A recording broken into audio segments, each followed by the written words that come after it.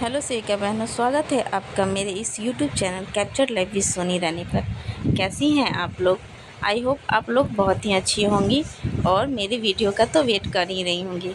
तो आज की वीडियो आपके लिए बहुत इन्फॉर्मेटिव होने वाली है।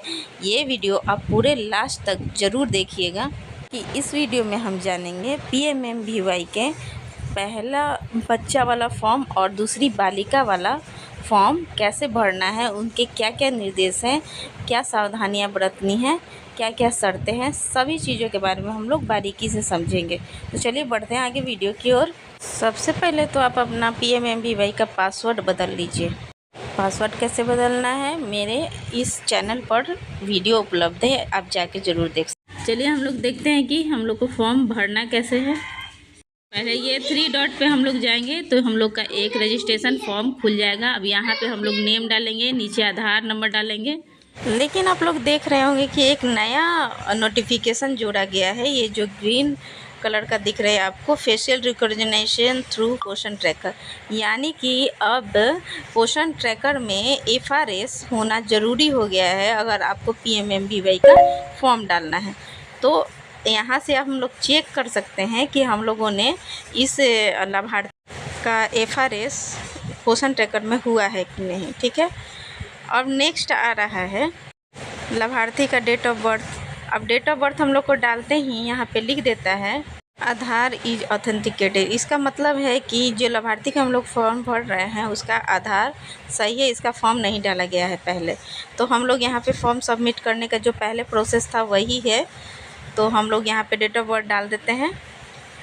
उसके बाद नेक्स्ट आता है कैटेगरी का ऑप्शन। तो इसमें किस कैटेगरी का है लाभार्थी, जाति में ST SC या OBC, तो वो हम लोग यहाँ पे डालेंगे। नेक्स्ट है मोबाइल नंबर। मोबाइल नंबर हम लोग लाभार्थी का अपना डालेंगे। और नेक्स्ट फिर आता है मोबाइल नंबर बिलोंग्स टू। इसका मतलब है कि वो मोबाइल किसका है, लाभार्थी के या किसी और का है। Next eligibility criteria. इसका मतलब है कि इसमें अगर लाभार्थी श्रम कार्ड बनाया है तो श्रम कार्ड डालेंगे, या फिर आयुष्मान कार्ड, या फिर राशन कार्ड हम लोग डाल सकते हैं। उसके बाद नेक्स्ट आता है आइडेंटिटी नंबर, उसका जो श्रम कार्ड हम डाल रहे हैं या फिर आयुष्मान कार्ड डाल रहे हैं उनका यहाँ पे आइडेंटिटी नंबर और फ़ोटो यहाँ डालने को आता है।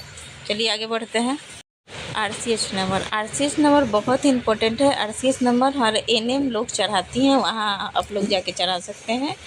RCH नंबर दर्ज करेंगे। उसके बाद MCP कार्ड रजिस्ट्रेशन डेट। इसमें बहुत सारी सेविकाएं कंफ्यूज हैं कि इसमें कौन सा डेट डालें। तो इसमें आप लोग MCP कार्ड जिस दिन रजिस्ट्रेशन हुआ है, यानी कि जिस दिन आप सुई लेने के लिए गई हैं हॉस्पिटल में, वही डेट यहाँ पर आप लोग डाल दीजिए। नेक्स्ट आता है MCP कार्ड का फ्रंट पेज का फ़ोटो यहाँ पे आपको डालना है, वो यहाँ पे आप लोग डाल दीजिए। और हाँ, जो डिटेल इसमें भर रही हैं MCP कार्ड पर भी सेम डिटेल होना चाहिए, सेम डेट होना चाहिए। नेक्स्ट है NC checkup date. NC checkup date में हम लोग वही डेट डालते हैं जिसमें जिस तारीख को गर्भवती को टीका लगता है। ठीक है। नेक्स्ट आता है actual date of child birth, यानी किस दिन बच्चे का जन्म है वो हम लोग डालेंगे। नेक्स्ट आता है number of child birth pregnancy, यानी कि कितना बच्चा जन्म लिया है, 1 या फिर 2 यहाँ पे डालना होता है। नेक्स्ट आता है types of institute, child birth कहाँ बच्चे ने जन्म लिया है तो गवर्नमेंट हॉस्पिटल हम लोग डालेंगे। इंस्टीट्यूट नेम तो CHC या फिर PHC डालेंगे यहाँ। फिर जेंडर, चाइल्ड लड़का जन्म लिया है या लड़की। ऐसे ही आगे बढ़ते जाएंगे हम, तो यहाँ पे वैक्सीनेशन डिटेल हम लोग को डालना होता है, यानी कि बच्चे का टीकाकरण कब हुआ है। उसके बाद इसमें बच्चे का टीकाकरण अगर पहला बच्चा हुआ है तो 1 या 2 टीकाकरण का डेट हम लोग डाल के फॉर्म सबमिट कर देते हैं। लेकिन अगर दूसरा बच्चा है, लड़की है, दूसरी लड़की, तो उसमें हम लोग को ये सारा टीकाकरण अनिवार्य है।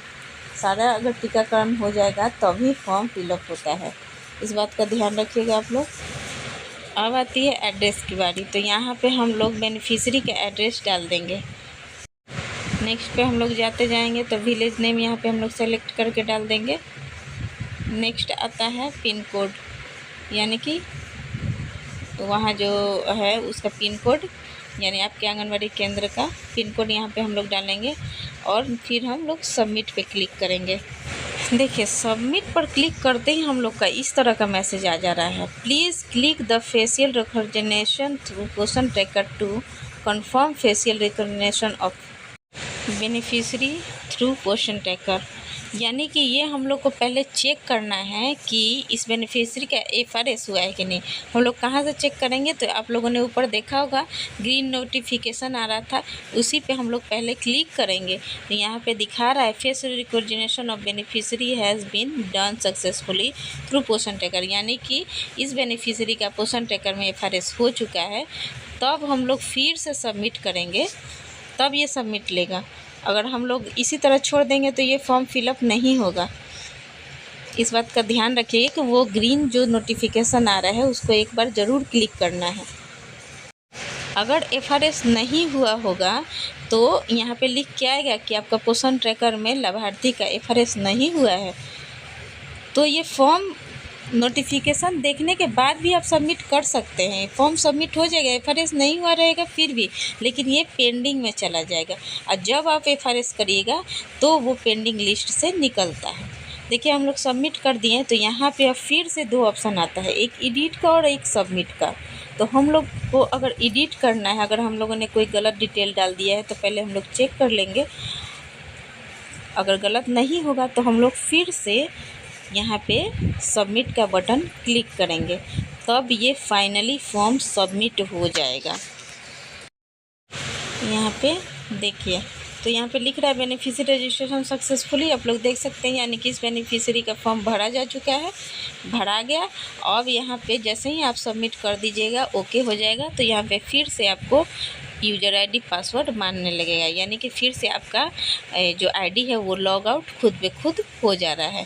उसे घबराना नहीं है, एक दिन में एक ही फॉर्म आप सबमिट कीजिए।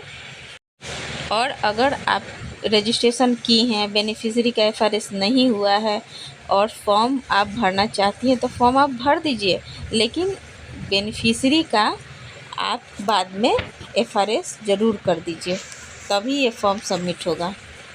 आगे नेक्स्ट वीडियो में मैं बताऊंगी कि अगर आपका फॉर्म पेंडिंग लिस्ट में चला गया है, FRS नहीं हुआ है उसके कारण, तो उसको हम लोग कैसे बाहर लाएंगे और उसमें क्या क्या करना है।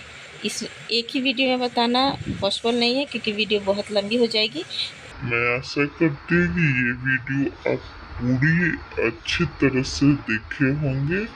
अगर नहीं समझ में आए तो आप फिर से एक बार इस वीडियो को देख लें, क्योंकि 90% वैसे लोग हैं जो मेरी वीडियो को पसंद करते हैं लेकिन सब्सक्राइब नहीं किए हैं, इसलिए जो बाकी हैं वो सब्सक्राइब कर लें।